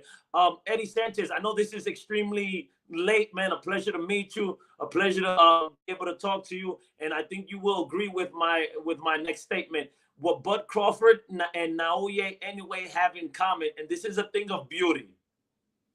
And I think everyone will agree with me. Dirty hand wraps. You're right, Will. No. Yo, the jab is absolutely amazing. They possess oh my God. I just the jab, guys, any young fighter coming up, amateur or professional, you just have to see Crawford and Naoya Inoue operate behind the jab.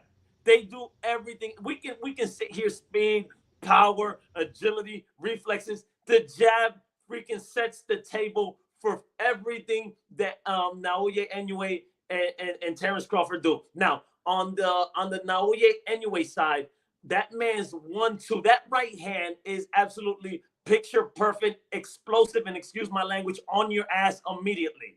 And that's the same thing that happened to Stephen Fulton. He was hitting him with the stab jab to the stomach. Okay, a lot of fighters. Okay, I didn't get it clean. Naoya Inoue is trying to land it, cool. But if it doesn't land, cool. He's giving them something to think about, and that's what separates certain fighters from being a solid fighter to being great, man. They just work different things until I'm gonna use this key. Nah, that didn't work. I'm gonna put in this key. Nah, that didn't work. But they're slowly just downloading the information, and you saw it. A stab to the stomach and come over the top, and it was lights out. It's just a thing of beauty, and I just want to thank Crawford and Naoya Inoue for keeping it old school. Jab, perfect the jab, the distance of the jab, the speed of the jab, varying the jab, head, stomach, and work off of that jab. The jab is everything. It's boring. I know it's boring. Everybody wants to talk about left hooks and uppercuts. And the jab. That's all you need, and that's all I need to talk about in Naoya Inoue. He had, and he was jabbing a bigger man, so-called better boxer. He jabbed him to death. Crawford jabbed Errol Spence to death, and the fight was made absolutely easy. All old school fighters will say the same thing: the jab, the jab, the jab. And I am done with my comment. Go ahead, Eddie. There you go. Okay. Hey, just a real quote, man. One of our local old-time boxer or coach, Frank Mosley, man, his quote is La llave es, or like el jab is la llave. So that's in translation, and the jab is the key, man. And I agree, man. You'll hear from every coach every time, but when you are disciplined and you stick to it and you master that jab, you open up so much. And I mean, Inoue and Crawford were just a prime example of what a jab can do if you use it right. Yep, definitely. Great take, Eddie, as well as Big Will. Let's go to you, Stephen Ruiz. Give us your take on that fight. Yes, sir. I also think it was just one-sided. It's crazy that, like Tommy said, It was short-lived, but he was pound for pound for a hot 4 days. But he deserved it. He did what he had to do. It's just sometimes something else might eclipse you for a little bit. But I want to ask the panel a question. Was Inoue, the monster with Stephen Coolboy's Fulton's fight, one-sided? We can all agree it was, correct? Right? Okay, would we want to see that at 7 pounds higher again? Yes or no? No, because Fulton has zero. It was a yes or no, Mr. Big Wheel still. And No, so Tommy's laughing because he knows where I'm going with this. No. And if Stephen Fulton got demolished like Spence got demolished by Bud, I don't want to see the monster beat him at 7 pounds higher again. There it is. That's just what I want to say. Shout out to Mr. Sanchez for bringing up Uncle Stitch there. He's going to be in the American Airlines in that exhibition with Jake Paul and Nate Diaz. But you can't get any better from Stitch when he tells you, hey, that doesn't matter. I'm going to take his life's work as it doesn't matter. The boy just hits hard. So that's it. That's all I got for that one.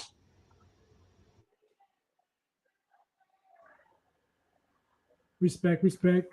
Well, great stuff from everyone in the panel. Episode 91 of the Standing 8 podcast. I'm going to go roundabout, everyone an opportunity to give an outro on the podium. But let's start with you, El Dorado, Eddie Sanchez, Leyenda Futura, 559, Corcoran, California. Let me unmute you first. Get that out of the way. But go ahead. Give it any shout outs, thank yous.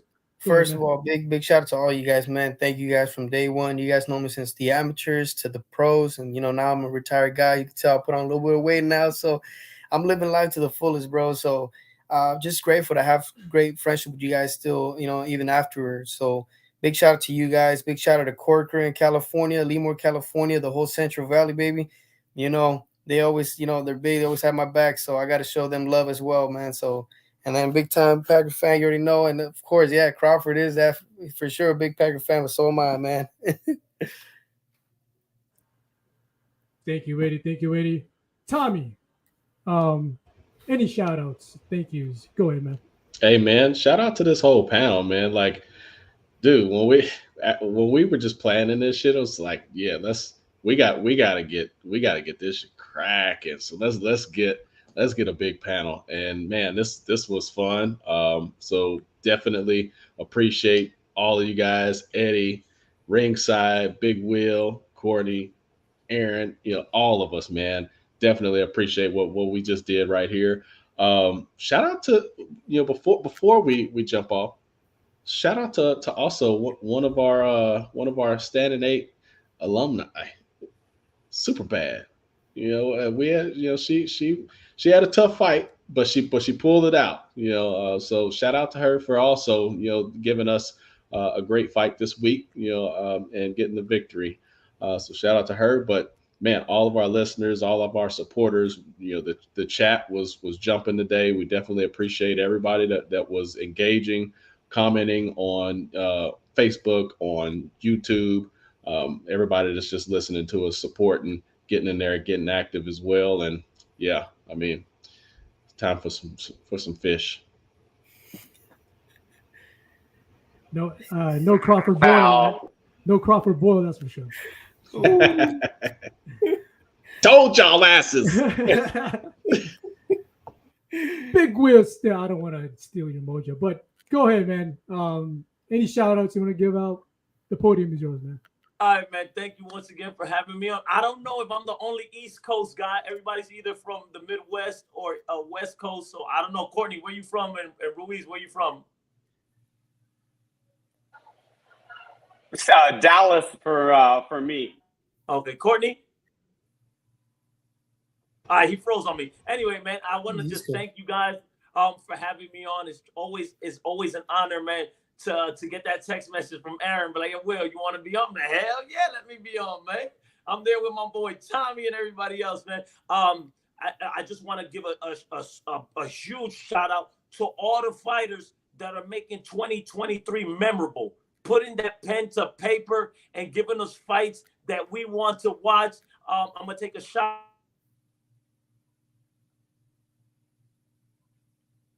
Oh, I want to take a shot. We should have under the heavyweight champion by the end of 2023, but we're not having it. I'm disappointed. And Fury and Usyk, we should have definitely had one. Canelo, Jamel, Charlo. Well, let's rewind that. Let's start over. Because you were in and out, but let's rewind it back. Start from zero. But go ahead. Okay. Starting at zero. I want to give a shout out to all the fighters that are making 2023 memorable, putting pen to paper, putting promotional agreements on the back burner, and getting us the fights that we all boxing people want to see. I'm disappointed in Tyson Fury and Alexander Usyk. We should have definitely had one face, one champion in the heavyweight division, but that's not coming to fruition. I'm extremely disappointed on them, so I have to take a shot at Tyson Fury and Alexander Usyk for not coming to an agreement and having that fight happen. What else? Boxing's absolutely amazing. It's the best sport on the planet, and I will continue to be an ambassador of the sport of boxing. I will never shut up. I love the boxers. I love everything about boxing, even the shady whatever size that happened. It doesn't matter. I'm just happy to be a part of professional boxing. I'll be doing something in boxing for the rest of my life. But that's pretty much all I want to say, unless I forgot anything. I just want to thank you guys for giving me the opportunity to be on this amazing platform, the Standing 8 podcast, and talking about the sport that I truly, truly, dearly love and is close to my heart, man. So, yeah, like I said before, thank you to all the fighters that are making 2023 memorable. And keep it going. Let's not just finish off in 2023. Let's go 2023 and beyond, 24, 25 and beyond. Let's get these fighters, man. You make money when you fight the next best fighter in your division. Take notes from Ryan Garcia, Tank, Spence, Crawford, Jamel. Jamel, even though I don't like the fight with Canelo, I still respect him for putting pen to paper and taking on the challenge of Canelo Alvarez and Naoya Inoue, Stephen Fulton, and what other fights we had. But you guys already know what I'm talking about, man. Thank you so much, man. The Green Eye Navarrete and Oscar, man. I can't wait for that. Which one? Navarrete and Oscar. Oh, yeah. México contra México. México contra México. Baby.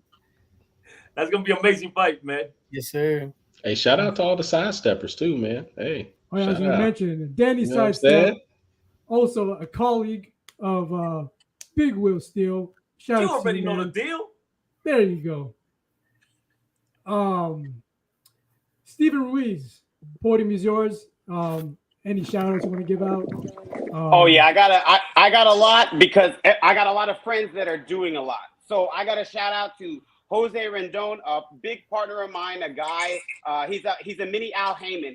He's got his hand involved in a lot of the media out here in Dallas. A lot of great insights. So Jose Rendon, who helped me start Ringside Global. Shout out to Alexis Rocha and Coach Hector, who always give us the time. So at 147, I will be seeing them as champions very soon. I'm excited for that. I want to say shout out to the whole Standing 8 podcast. Courtney, Tommy, Aaron, y'all are always showing love. I like to spar with Courtney, but that's how I get better in the boxing gym. That's what Mr. Sanchez. Iron sharpens iron, as they say.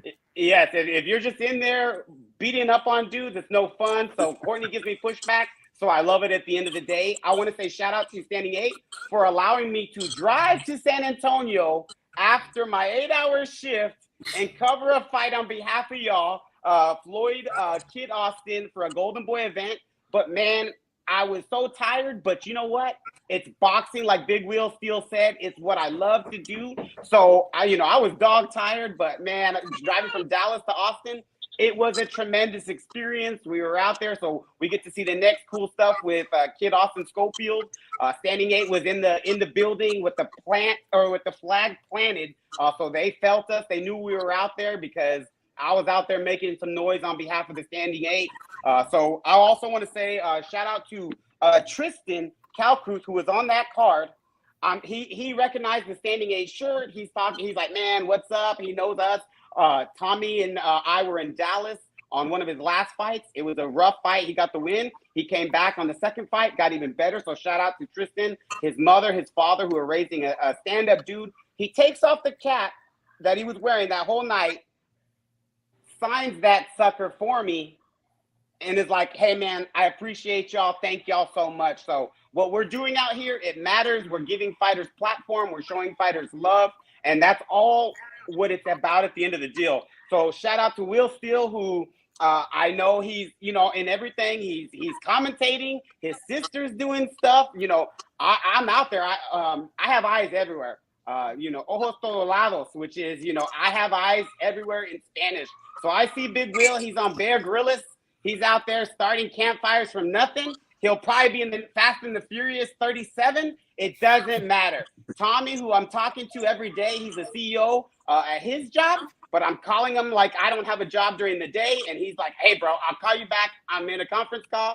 I'm like, call me back, brother. So Aaron, same thing. I'm always running ideas with all y'all. I appreciate everybody. All Access, Elite Boxing, and Vivo, Long Live Boxing. Like I said, us, Ringside, SOA Boxing in Cali. So just everybody that's showing love, man, we reciprocate. You give us the time of day, we'll give you 10 times. Shout out to everybody, and that's all I got. Thank you, Steven. And we got Courtney back, a.k.a. the Bird Brown Sugar. You know, signal us out, Courtney. Do what you do best. What's up, man? Hey man, I just want to reiterate how, you know, just blessed I feel to be a part of this movement, and to be a part of this collaborative spirit with so many awesome formats we got here in the social media sphere. Shout out to Ringside, shout out to Sidesteppers. Shout out to all those movements out there, man, because everybody's just bringing their own unique flavor, man. Everybody from In Vivo, Just Boxing, Stack Saldana, Tiffany Daniels, the First Lady of Boxing, Marcus Nall, and with Ohio Runs Boxing, just everybody out there just doing their thing, man. Sean, shout out. Particularly shout out to Guy Purcell, Gramps, always giving him shit, and Scott Mosley and Roy Bennett, guys from the group who I just be getting it in with, they came out on the losing end of their predictions or whatnot, but I just love people who mean what they say and say what they mean, and it just takes a lot of guts to do that, man, and just be out there and just repping and just staying true to not even just the fandom, but just standing on how you see things, even if the grain is going against you. I love that. I love people with steel in their spine, and we need to see more of that, man. Hey, shout out to Eddie Sanchez, who's been rocking with us a literal day one. Hey, Leandro Futura, El Diablo, hashtag legacy. Dude, I see you. I've always seen you. I still see you, man. I see the family, and I'm just loving the life you're living, bro. I love that for you, bro. I love that for you, man. And I'm just so happy that you're happy, man. And shout out to Coach Jason Gillespie out there. Hey, shout out to everybody in the Central Valley. Shout out to everybody in the Central Coast of Cali, where I'm from. Hey, I'm so glad I could just be down with y'all today.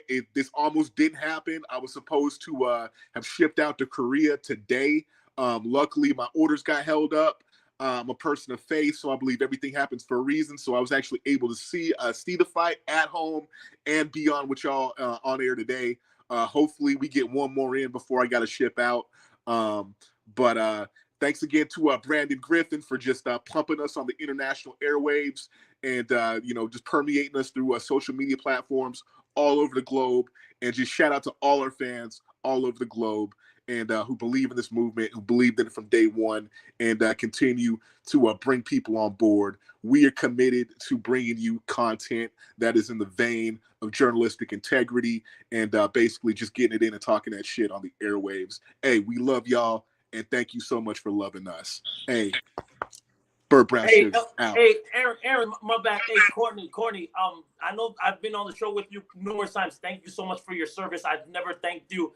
Hey, thank you for your support. I can't do it. Hey, I can't do what I do without y'all support, man. So, hey, people always say thank you for serving. Hey, I appreciate that. But thank you for your support.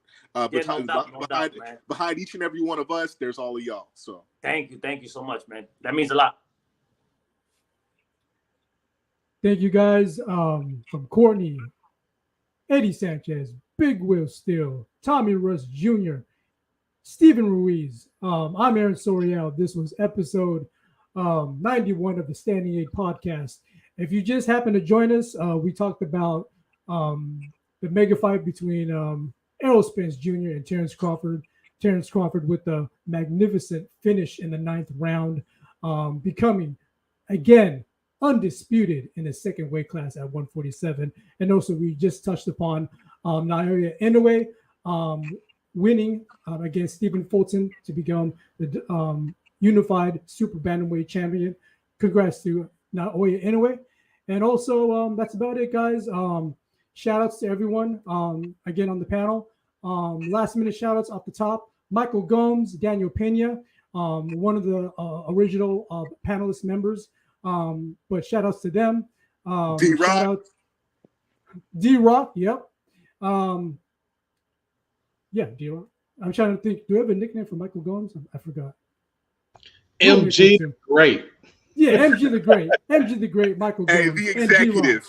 The big boss man. You want to talk CEO? That's the CEO right there. Hey, there you go. Hey, the real estate Don Dada. And also our Pound for Pound community on Facebook. It's titled Pound for Pound Community. You can search us on Facebook and the groups. We're there. And yeah, I'm Aaron Sorial again. This has been episode 91 of the Standing 8 podcast. Be safe, guys. Enjoy. Stay hydrated in these super heated days, months going on. But yeah, later, guys. Peace.